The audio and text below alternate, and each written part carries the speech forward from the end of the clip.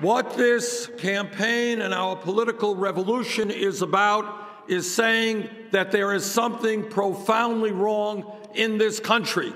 When the middle class continues to disappear, when people work longer hours for lower wages, when we have the highest rate of childhood poverty of any major country, and at the same time, almost all new income and wealth is going to the top 1%. That's wrong. Together, we're going to change that.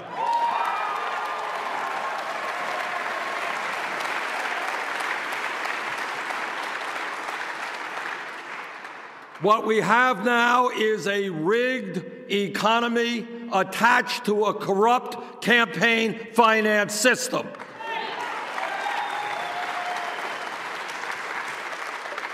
You know, when I began this campaign, people said, well, Bernie, you're a nice guy. You comb your hair really well. You're a GQ dresser. But despite all of those redeeming qualities, you can't win because you don't have a super PAC. And what I said, and I'm the only candidate running for the Democratic nomination to say this, I said, I don't want a super PAC because I don't represent the interest of billionaires and corporate America.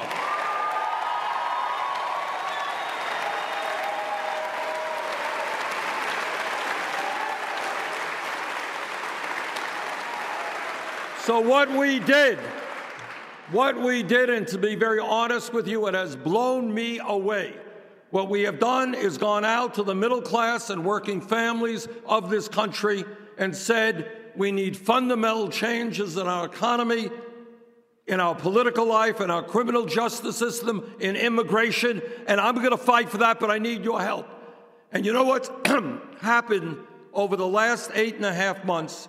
We have received 2.5 million individual contributions, more than any candidate in the history of the United States of America.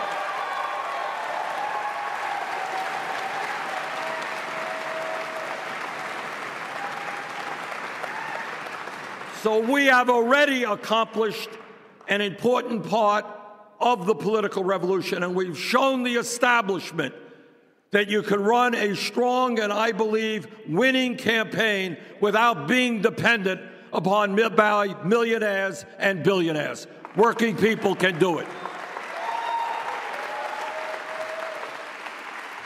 What this campaign is about is ending the disgrace of the U.S. being the only major country not to provide health care to all people as a right. Thank you, nurses. What this campaign is about is saying we will end the disgrace of having more people in jail than any other country.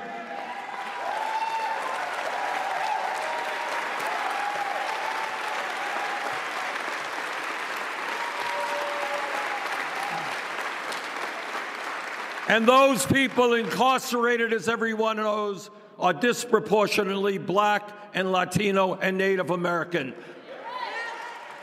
We are going to bring about real criminal justice reform for a broken criminal justice system.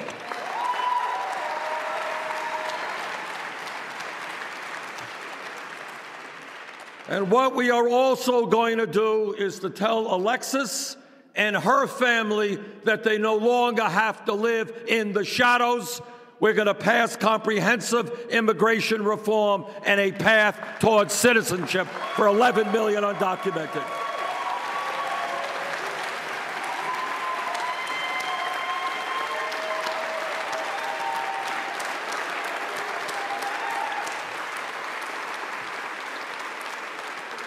And what this campaign is about is to tell the billionaire class they cannot have it all. They are going to start paying their fair share of taxes. We are going to have a trade policy which represents the needs of working families, not the CEOs of large corporations. We are going to expand Social Security, not cut it. And yes, together, we are going to take on the fossil fuel industry.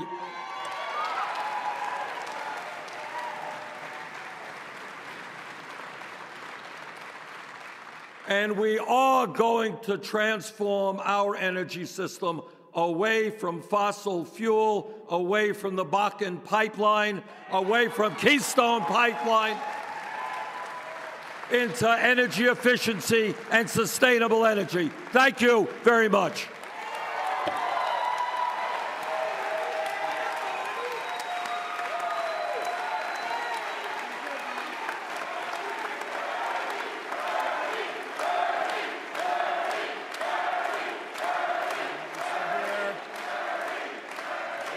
We got some water for you. Senator Sanders, as you know, we're going to hear from some incredible grassroots leaders with questions for you, as well as two esteemed journalists. And to begin the questions, we have Anthony Newby from Minneapolis.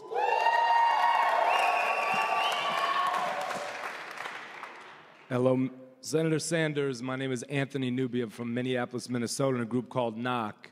And we've got about 100 folks in the room today.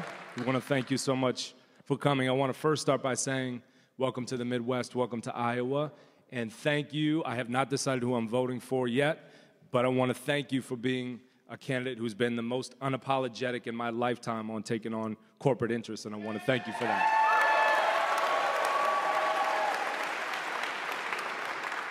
We came to Iowa from Minnesota, again, along with about 100 other folks, 25 leaders from Black-led organizations from throughout the Midwest.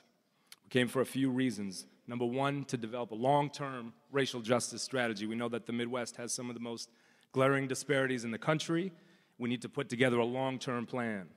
Number two, to address the prison industrial complex, which you've mentioned in your opening statements. It cannot continue. The over-policing cannot continue, and we need to put together a plan anchored in our communities to solve it. The last is to put an agenda in front of the candidates to help inform and influence the presidential election. I want to talk a little bit about the policing piece that's happening in the Midwest. Many of us from the organizations that I mentioned have faced high-profile cases of police violence and police killings. The names that you will recognize are Tamir Rice, Michael Brown, Tony Robinson, Daquan McDonald, Rakia Boyd, Betty Jones, and Jamar Clark in Minnesota. When I say Jamar Clark, many of the folks who knew him, family, friends, and others are in this room today. Raise your hand or say aye if you know Jamar Clark, know of him, or are demanding justice in his case. There was an occupation that followed the death of Jamar Clark. That occupation involved taking over a police precinct, shutting down freeways, shutting down malls, shutting down airports. This is happening in cities all over the Midwest, as you well know. Following that occupation, some local elected officials in Minneapolis decided to carve out from the budget $600,000 to go directly to a police station that was directly responsible for the death of Jamar Clark, to reinforce the police station, add reinforced glass, windows, fences, and barriers to keep the police safe. The community rallied to block that funding, and that proposal was pulled because of many of the folks in this room who demanded no more investment in a system that's broken. My question, Senator Sanders, is our black and brown communities throughout the Midwest are in absolute crisis. We need a president willing to take big, bold action in the moment. On behalf of the great folks of Iowa and throughout the Midwest, we're asking you to follow the model began at the 4th Precinct in Minneapolis in honor of Jamar Clark and divest from the tools of mass incarceration and punitive law enforcement and create a massive jobs and infrastructure bill. Cut the cord on things that don't work and commit $200 billion, not $1 million or 1,000 or 600,000. We want a president who would commit $200 billion or more and invest in the health of our communities. Can you make that commitment today? No, I'll invest $1 trillion in rebuilding. Okay. All right. Look, this is the story. Thanks very much, Anthony. All right. Here's the story. Youth unemployment today is off the charts. African American youth unemployment and underemployment is 51%. All right, 51%. So what I think, you want a radical idea? Maybe we invest in education and jobs rather than jails and incarceration.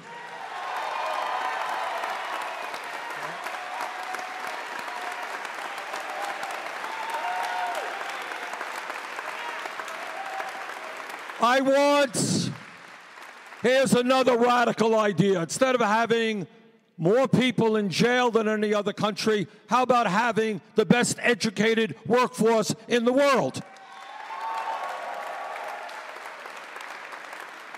Now, we talk about jobs.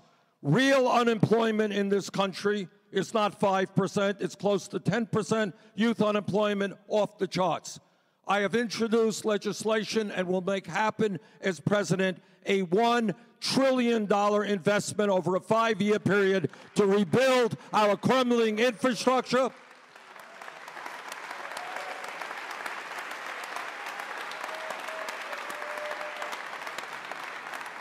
To train, not everybody wants to go to college. We need plumbers, we need electricians. As we transform our energy system away from fossil fuel, we need people installing solar panels, insulating homes. In every speech that I give, Anthony, in every speech, what I say is that it is more important for our kids to have jobs and education than to be hanging out on street corners. All right? So yes, when I talk about a political revolution and transforming America, there will be a huge focus on the needs of our young people and creating a full employment economy. No more tax breaks for billionaires. Senator, I want to follow up on this. Senator Sanders, I'd like to follow up on Anthony's question. We love the $1 trillion number. That's music to our ears. The question is, will you target that investment of $1 trillion to the communities, both urban and rural, with the highest rates of unemployment and concentrated poverty? Absolutely. If we are talking about addressing the crisis of youth unemployment and high unemployment in general, by definition, it means that we need to target that money to the communities that need it the most.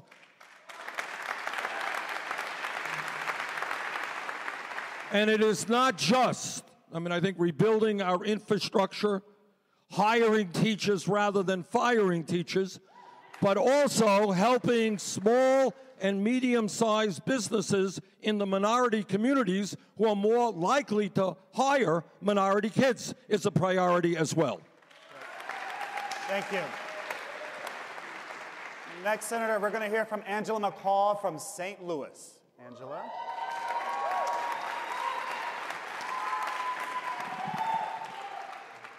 Thank you, Senator Sanders.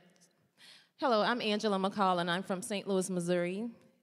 Several years ago, I was a full-time college student working a part-time job while taking care of my daughter. I got behind on paying a bill and decided to visit one of those neighborhood payday lending companies. I was approved for a loan. However, I did not realize that the extremely high interest rates would result in having to take out 2 additional loans from 2 other payday lending companies to help pay each one back. As a single mother, my financial shortfall was exploited by these payday lending companies. I got caught up in a system that made things worse for me, my family's quality of life, my ability to pay back, to pay child care, medical expenses, student loans. Payday lending loans have been intentionally directed towards poor people and communities of color. That's not right.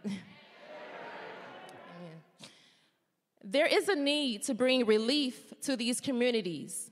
We need to have better regulations of financial systems that do not cause economic injustice. or prey on poor people, but will instead invest in making affordable loans available to everyone. No one should feel that the only option is to take out predatory loans. Building wealth should be the focus. We need an administration that will protect us from economic violence and injustice. Senator Sanders, what would you do to ensure that the Consumer Financial Protection Bureau and other federal financial regulators interact with communities that have been stripped of wealth by abusive, predatory lending and chronic disinvestment?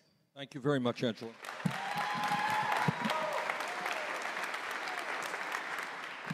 Angela, if I might, let me just tell you a brief story.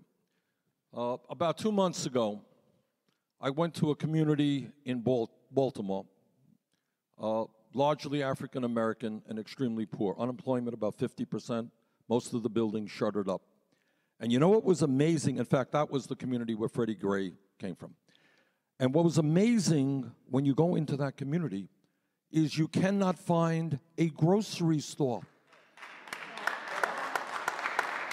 The only places you find these little shops where they're selling you booze and potato chips. And you know what else you can't find? A normal bank. Can't find a bank. The only financial institutions are payday lenders, okay? So what do we got to do? The payday lenders, as all of you know, are involved in usury in this country.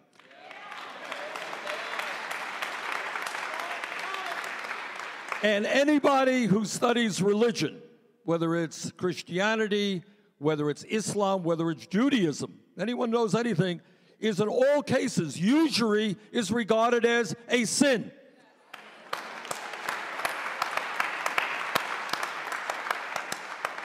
So we will fight for usury legislation limiting the interest rates that any institution can charge.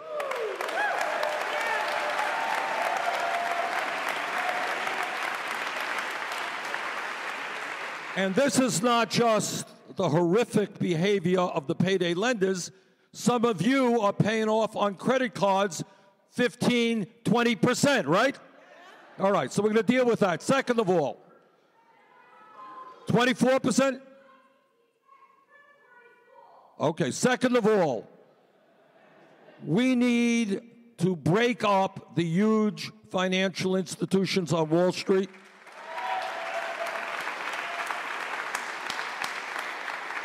Reestablish Glass-Steagall and create a financial system which works for consumers, small and medium-sized businesses. Third of all, to be very specific about your question, Elizabeth Warren and I have worked on an issue which I think is a very interesting one.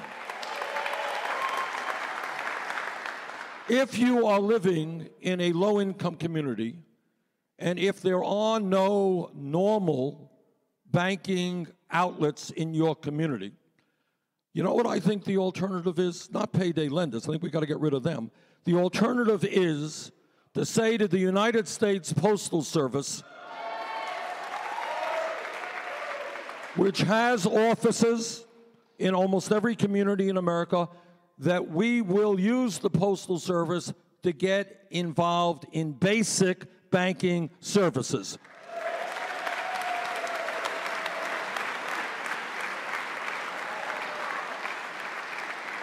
So if you want to cash a check, you shouldn't have to pay 50, whatever the heck it is, some outrageous interest rate or fee to cash that check. You should be treated as you would if you were in a wealthier community and there was a real bank. Second of all, if you want to make a modest loan, I'm not suggesting they get involved in big-time banking, but they can get involved in basic banking, which will provide a very, very significant alternative to these payday lenders and their horrific practices. Thank you.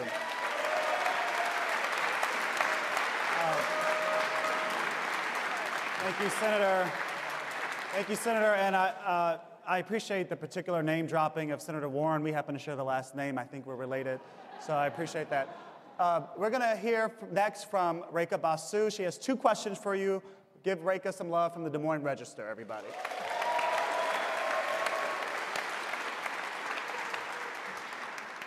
Welcome, Senator Sanders. It's good to see you again. Hillary Clinton, who is regrettably not here today,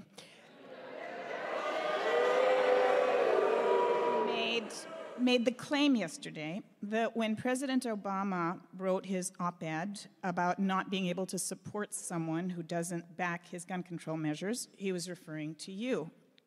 Her campaign has cited 5 votes that you cast against the Brady Bill, as well as several to prevent gun violence victims from seeking civil damages against manufacturers. You suggested previously that your votes have reflected pro-gun attitudes in Vermont, which you represent. But some of your opponents wonder, where is that fierce independent-mindedness that you show on every other issue when it comes to gun? And could you talk to us about where your heart is and your evolution on this? All right, so let's set the record straight in a political season, all right? Occasionally in political seasons, records get distorted. Record. In the state of Vermont, we have one congressperson. 1988, when I was mayor of Burlington, I ran for Congress. I ran as an independent. I'm the longest-serving independent history of the United States Congress. But I ran against a Democrat and a Republican. And you know what the gun people in that election said in 1988? Vote for the Republican, vote for the Democrat. Don't vote for Bernie Sanders, because he believes that we should ban the sale of assault weapons. I lost that election by 3 points. That was back in 1988, when I uniquely among candidates for that seat came out for a ban on assault weapons. Number 2, I know I'm being attacked as being a stooge for the NRA. Well, some stooge. I have a D- voting record, lifetime voting record for the NRA. Not quite a stooge.